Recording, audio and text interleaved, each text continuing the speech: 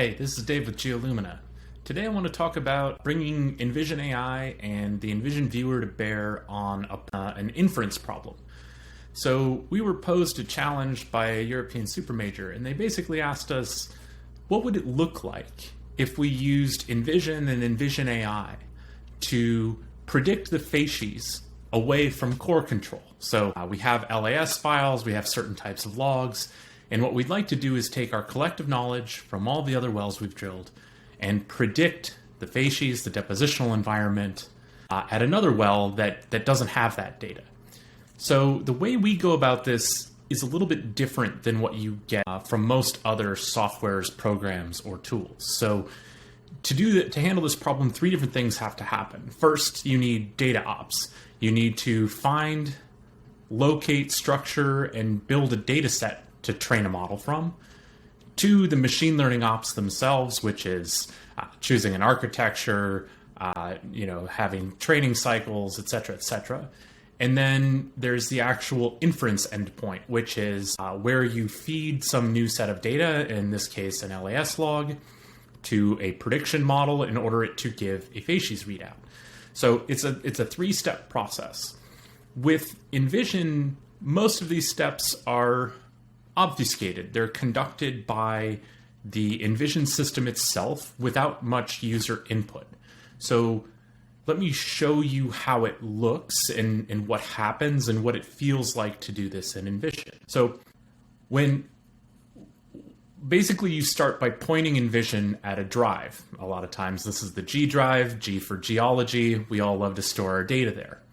And what the system will do is it'll go through and it'll look for all of the collateral necessary in order to make, anything searchable, anything discoverable, but also it makes it available for machine learning operations. And so in this case, we need data that are core photos, core descriptions, LAS files, maybe even thin sections, etc.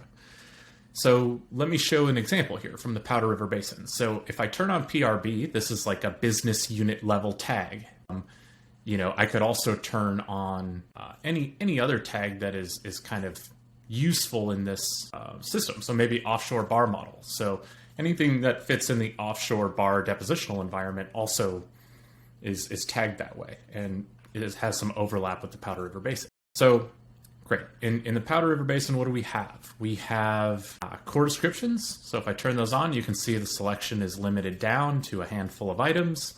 25 different core descriptions are available for the Turner Formation.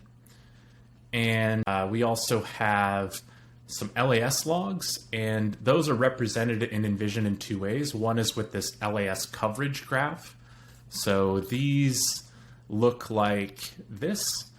They are a graphical representation of what depths are covered by a log that's available. So tracks are across the top, depth on the left-hand side, and anything that's dark gray has coverage in that area. What's really fascinating is you can also kind of ask NVZN about details like that. So you could ask, what does the LAS coverage show for the Lone Crow? One of the well names. You could also use an API number. You could use something else. So it says the LAS coverage for the Lone Crow shows that 21 of 25 tracks have coverage more than 85% of the interval. Well, that's exactly what this shows. This is the Lone Crow. It's tagged that way by the system. It automatically discovers that, and so that's available. The other way we might want to display this is with an LAS log image. So this is just a standard kind of triple combo display that's made for the system. You can see for the Lone Crow, there's this chattery tertiary section at the top. There's the marine section in the middle with some sandstones in it. And then there's the, Dakota, and then the older Pennsylvanian Permian section, etc. And again, we can actually ask some questions of the system. So what does the LAS log image of the Lone Crow show? Let's see what it thinks it sees. This is a computer vision model, so it's trying to do some interpretation, transform from the language we ask it. And so it says the log image for the Lone Crow Shows the gammas, shallow resistivity, blah, blah, blah. Consists of an upper zone with a chattery signature, indicative of lacustrine deposits. The gamma ray zone in the middle. The log remains around 100 units, indicating predominantly shale. Pretty good summary of what's available in that object. So again, we have cores. Oh, we want core photos too, right? Because that's where the core descriptions came from. And that's part of the important sort of transfer learning aspect of this. And in our system, there's a couple of things that happen to core photos. So they come in like this in a normal core box layout. And in this case, they're being consumed from the USGS, but they can come anywhere on your own server. And that actually turns into a depth registered core image. And so there are also these long core images that are just the layout stacked on top of each other. That happens through a machine learning model. And it gives you something that's usable in the workstation right off the bat. So all of these items come together in the background and enable machine learning operations and our team to push the training button and deploy a new model to you. So we might want to ask NVZN about that model, right? So what's the origin of the offshore bar Facies prediction model? And it's going to search all of the metadata and the usable information, and it's going to come up with an answer. And in this case, it says the origin of the offshore bar classic Facies prediction model can be traced back to the following sources. These three cores from the USGS CRC, core descriptions published in Hager 2017, LAS logs digitized from raster files using WOGCC data, and a neural network trained on these data to predict core Facies. So that's a pretty comprehensive coverage of how this thing came to be. And you can see it's citing a bunch of different documents and metadata that are involved in that system. We can actually explore the Facies predictions by finding them over here in the user tag system and open up the sidebar, and it's going to show the images for which there are Facies predictions. And these are basically the LAS files, and then the predicted Facies and the probability of each Facies. You can basically go to this AI chip panel, and you can download the LAS file, so it's available in your workstation. You can download the extracted features and the items it's identified. So in summary, what happens with the NVZN AI tool is that it discovers the data you need to do the machine learning project. It labels and tags all of that data.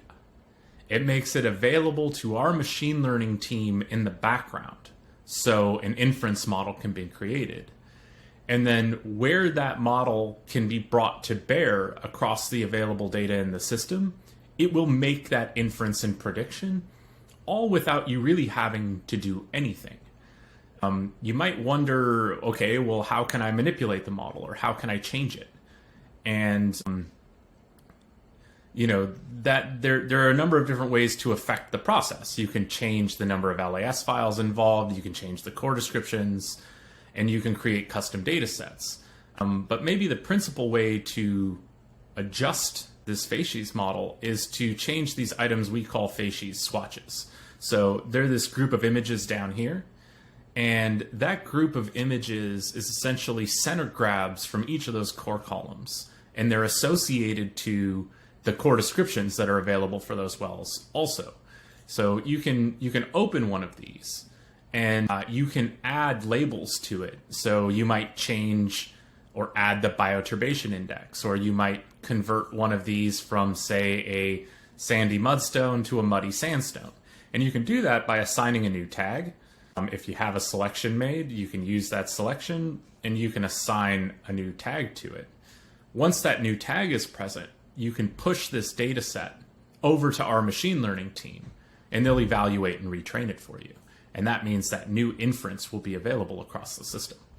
So the goal here was to abstract away a lot of the machine learning expertise needed, the data operations and data discovery needed, and allow your team to focus on interpretation of the data, whether you like or dislike what's coming out of the model, and how you might want to manipulate and change that model. So it's a fundamentally different process than a lot of companies are doing, where you have to have machine learning skills and knowledge at your core rather than your geologic skills and insight. So we think it's a pretty powerful way to go about it.